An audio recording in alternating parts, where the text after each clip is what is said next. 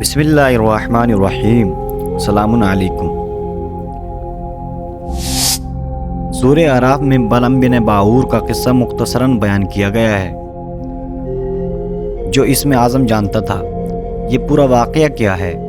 کیا یہ بات درست ہے کہ بنی اسرائیل میں کچھ لوگ ستاروں کے علم کی مدد سے غیب کی باتیں کس حد تک جانتے تھے؟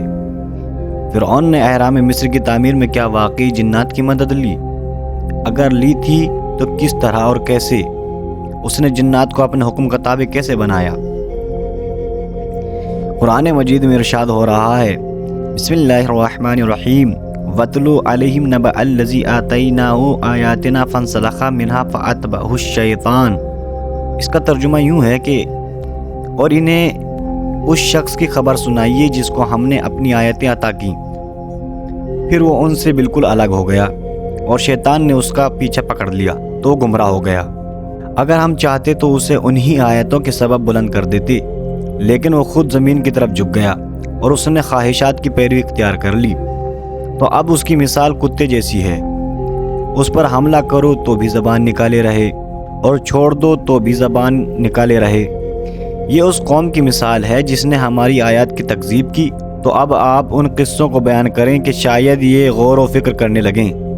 یہ جو آیت پڑھی ہے اس میں نبی کریم صلی اللہ علیہ وآلہ وسلم کو حکم دیا گیا کہ تم یہود کو اس شخص کا قصہ سناؤ جس کو اللہ نے اپنی نشانیاں دی تھی، مگر وہ ان نشانیوں سے اس طرح نکل گیا جس طرح سانپ کینچلی سے نکل جاتا ہے۔ ائمہ تفسیر سے اس بارے میں مختلف روایتیں مذکور ہیں، جن میں زیادہ مشہور اور جمہور کے نزدیک قابل اعتماد وہ روایت ہے جو ابن مردویہ نے حضرت عبداللہ ابن عباس رضی اللہ عنہما سے نقل کی ہے۔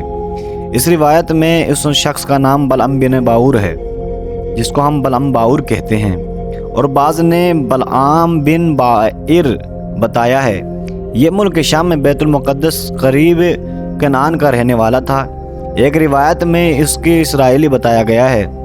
اسے اللہ تعالیٰ کی بعض کتابوں کا علم حاصل تھا۔ قرآن کریم میں جو اس کی صفت بیان ہوئی ہے وہ الذی آتیناہ آیاتنا ہے۔ اس سے اسی علم کی طرف اشارہ ہے۔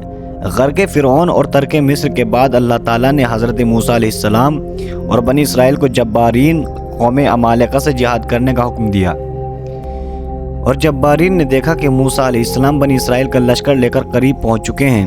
جبارین کو اس کی فکر ہوئی، جمع ہو کر بلعم بن باعور کے پاس آئے اور کہا، موسیٰ علیہ السلام سخت آدمی ہیں، ان کے ساتھ ایک بہت بڑا لشکر ہے، وہ ہمارے ملک پر قبضہ کرنے اور ہم کو ہمارے ملک سے بے دخل کرنے کے لیے آئے ہیں۔ آپ اللہ سے دعا کریں کہ ان کو ہمارے ملک سے واپس کر دے۔ بلعم باعور کو اسم اعظم معلوم تھا اور اس کے ذریعے جو دعا کرتا تھا وہ قبول ہوتی تھی۔ بلعم نے اول تو معذرت کی اور کہا وہ اللہ کے نبی ہیں، ان کے ساتھ فرشتوں کا لشکر ہے، میں ان کے مخالف کیسے ہو سکتا ہوں؟ اگر میں ایسا کروں تو میرا دین اور دنیا دونوں برباد ہو جائیں گے۔ مگر قوم نے بے حد اصرار کیا تو بلعم نے کہا، اچھا تو میں اس معاملے میں استخارہ کر کے اپنے رب کی مرضی معلوم کر لوں۔ اس نے استخارہ کیا، استخارے میں معلوم ہوا کہ ایسا ہرگز نہ کرنا۔ اس نے قوم سے کہا کہ مجھے بد دعا کرنے سے منع کر دیا گیا ہے۔ اس وقت جبارین نے ایک بہت بڑا تحفہ بلعم کو پیش کیا، اس نے قبول کر لیا۔ اس کے بعد جبارین کا اصرار بہت زیادہ بڑھ گیا۔ بعض روایت میں ہے کہ اس کی بیوی نے مشورہ دیا کہ رشوت قبول کر لیں اور ان کا کام کر دیں۔ بیوی کی رضا جوئی اور مال کی محبت نے اس کو اندھا کر دیا۔ اس نے حضرت موسیٰ علیہ السلام اور بنی اسرائیل کے لیے بد دعا کرنی شروع کر دی۔ اس وقت قدرت الہیہ کا عجیب کرشمہ ظاہر ہوا، اس کی زبان سے وہ الفاظ بد دعا قوم جبارین کے لیے نکلے۔ جبارین چلا اٹھے کہ تم تو ہمارے لیے بد دعا کر رہے ہو۔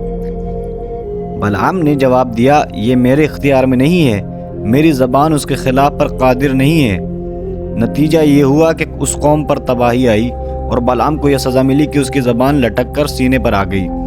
اب اس نے جبارین سے کہا، میری تو دنیا و آخرت تباہ ہو گئی، اب میری دعا کی قبولیت سلب کر لی گئی، لیکن میں تمہیں ایک تدبیر بتاتا ہوں جس کے ذریعے تم موسیٰ اور اس کی قوم پر غالب آ سکتے ہو۔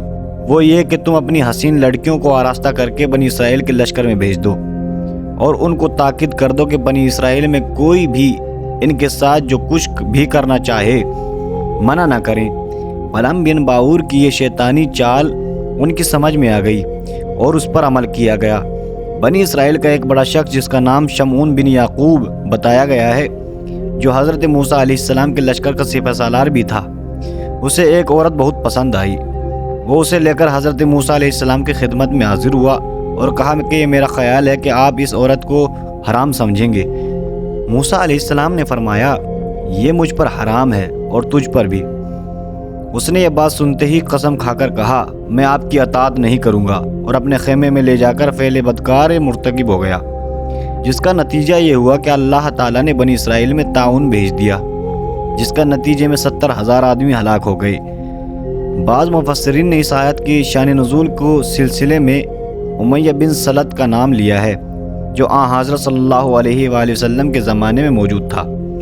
اس کے علاوہ بعض مفسرین نے شان نزول کے سلسلے میں اور نام بھی لیے ہیں، مگر یہ بات طے ہے کہ علی بن طلحہ کی روایت حضرت عبداللہ بن عباس سے تفسیر کے باب میں بڑی معتبر روایت ہے۔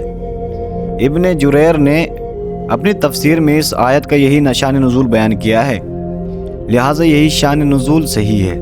ایک روایت میں ہے کہ بلعام باور اپنے گدھے پر سوار ہو کر پہاڑ کی جانب روانہ ہوا، گدھے نے اسے کئی مرتبہ گرایا۔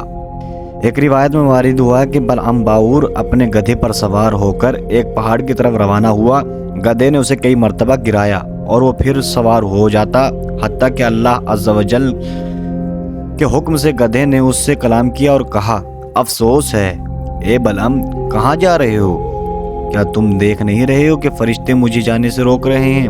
شرم کرو، کیا تم اللہ کے نبی اور فرشتوں کے خلاف بد دعا کرنے جا رہے ہو؟ بلعام پھر بھی باز نہ آیا اور آخر کار وہ بد دعا کرنے کے لیے اپنی قوم کے ساتھ پہاڑ پر چڑھا۔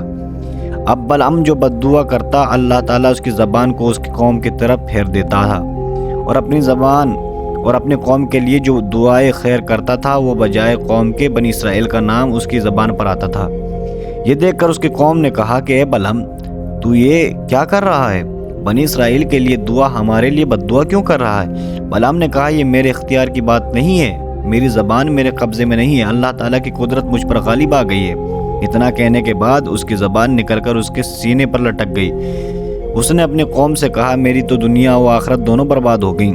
اب میں تمہیں اور ان کے خلاف ایک تدبیر بتاتا ہوں، تم حسین و جمیل عورتوں کو بنا سنوار کر ان کے لشکر میں بھیج دو، اگر ان میں سے ایک شخص نے بھی بدکاری کر لی تو تمہارا کام بن جائے گا، کیونکہ جو قوم زنا کرے اللہ تعالیٰ اس پر سخت ناراض ہوتا ہے اور اسے کامیاب نہیں ہونے دیتا۔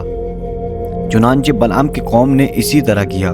جب عورتیں بن سنور کر لشکر میں پہنچی تو ایک کنعانی عورت نے بنی اسرائیل کے ایک سردار کے پاس جا کر وہ اپنے حسن و جمال کی وجہ سے اسے پسند آ گئی۔ حضرت موسیٰ علیہ السلام کے منع کرنے کے باوجود اس سردار نے اس قوم عورت کے ساتھ بدکاری کی۔ اس کی پاداش میں اسی وقت بنی اسرائیل پر طاعون مسلط کر دیا گیا۔ حضرت موسیٰ علیہ السلام کا مشیر اس وقت وہاں موجود نہ تھا۔ جب وہ آیا تو اس نے بدکاری کا قصہ معلوم ہونے کے بعد مرد و عورت دونوں کو قتل کر دیا۔ تب طاعون کا عذاب ان سے اٹھا لیا گیا، لیکن اس دوران 70,000 اسرائیلی طاعون سے ہلاک ہو چکے تھے۔ اس آیت میں اس کا بیان ہے۔